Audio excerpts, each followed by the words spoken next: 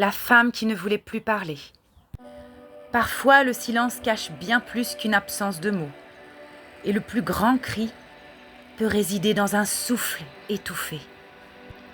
Il était une fois une femme nommée Amara, qui un jour décida de ne plus parler. Elle avait été une voix parmi tant d'autres, mais à force de tout dire, tout raconter, tout donner, sa parole s'était vidée. Elle se sentait étouffée par les attentes des autres, par les mots qui ne la touchaient plus, par les promesses non tenues. Alors un matin, Amara s'en alla dans la forêt, loin de tout, avec pour seul compagnon le vent. Elle s'assit au bord d'un lac et regarda son reflet. Elle n'eut pas besoin de mots pour comprendre. Le silence pour elle était devenu un refuge contre les jugements, les conseils inutiles, les regrets et les reproches.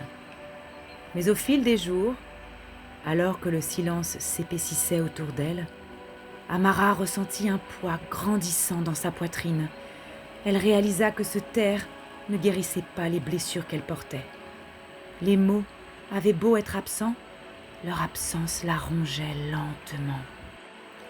Un soir, elle entendit un oiseau chanter, une mélodie simple et légère. Et alors, une pensée effleura son esprit. Et si le silence ne faisait que camoufler la douleur et non la soigner?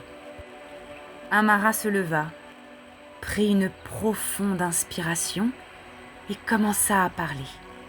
D'abord doucement, puis de plus en plus fort.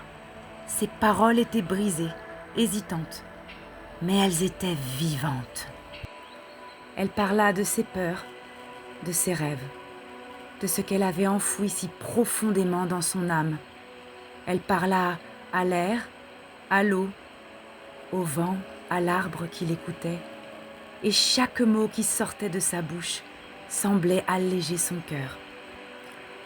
Ce qui ne s'exprime pas s'imprime, dans la peau, dans le ventre, dans les silences du cœur.